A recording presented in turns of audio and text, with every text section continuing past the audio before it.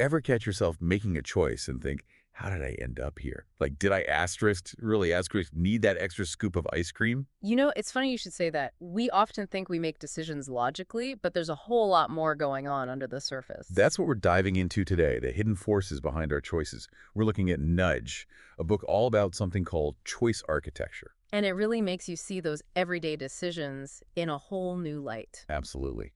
So where do we even begin with understanding these invisible nudges? Well, the book starts with this idea of econs versus humans. Econs are like the superheroes of decision making, perfectly rational, always weighing the pros and cons. In humans, we're a bit more. Well, human. Exactly. We rely on shortcuts. We get swayed by emotions. Sometimes we just go with our gut, even when it might not be the optimal choice. It's like we're working with a simplified map of the world, not the real deal. And that's where nudges come in. It's about recognizing those human quirks and designing environments that make it easier to make good choices. So it's not about taking away choices. It's about rearranging things a bit. Precisely. Like, think about a cafeteria. We've all been there staring down a tempting dessert tray. But what if they put the fruit salad front and center? Oh, you mean like how they put the candy bars right by the checkout line at the grocery store? Oh, Total impulse buy zone. exactly. But there was this study, a cafeteria manager named Carolyn, she just rearranged the food, and guess what? People actually chose healthier options. Seriously. Just by moving things around. It's subtle, but it works. And it shows how powerful these little nudges can be, especially for those big life-changing decisions. Like choosing a retirement plan. That's when I feel totally lost. Like I need a nudge in the right direction. And that's where understanding how our brains work can be so helpful. Because with complex choices, those nudges can be the difference between a good decision and a not so good one. You know, when it comes to those big decisions, there's this program Save More Tomorrow, and it's a perfect example of nudging in action. Okay, save more tomorrow. Tell me more about how it works. So it's based on a few key ideas about, us, how we operate. Like, people are way more open to saving money Yes. later, not right now. Future savings always sound easier than cutting back today, right? Yeah, it's like that age-old saying, I'll start my diet tomorrow. Exactly. And another thing is, we hate seeing our paychecks shrink. Even a little bit, it just feels like a loss, even if you're saving more in the long run. It's true. It messes with your whole budget. Like, wait, where'd that money go? Right. We're kind of hardwired for that immediate gratification. We see Yeah. the money gone now, not the benefits later. So how do you get around that? Well, this Save More Tomorrow program, it's pretty clever. Okay, I'm hooked. Lay it on me. So picture this. You sign up and you commit to increasing your savings rate, but only when you get a raise. Ah, I see where you're going with this. So you're not losing money, you're just saving a portion of that future increase you haven't even seen yet. Exactly. It's like you're tricking your brain into thinking it's not a loss because you're not actually taking home less money than you did before the raise. Sneaky. And all that extra savings really adds up over time, especially with compound interest. See, nudging at its finest.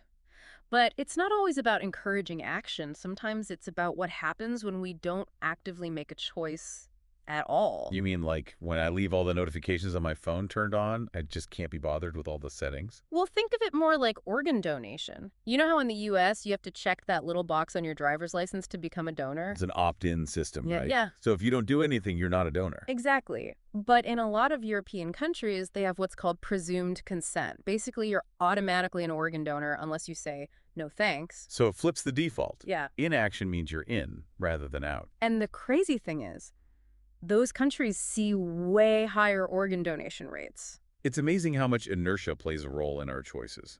Or lack thereof, I guess. We really do tend to just go with the flow, even for something as important as organ donation. It's true. Another example, Sweden decided to revamp its whole social security system. They wanted to give people more control over their retirement funds. Sounds complicated, especially with so many investment options out there nowadays. So how do they make it work? Well, they gave people tons of options for investment funds, but they also set up this default fund. Ah, so if you felt overwhelmed, you were automatically in this default fund. Yeah. But what was their thinking behind it? So they designed it to be like the sensible choice for the average person. Balanced portfolio, low fees, the kind of thing that just made sense for most folks. Okay, that makes sense. But I'm curious, with all those other fancy funds to choose from, did people actually branch out? Or did they just stick with the default? That's the interesting part. Even with all those options, the majority of people just stuck with the default fund. So even with all these options, that default option, it's almost like it provided a sense of security, Hmm.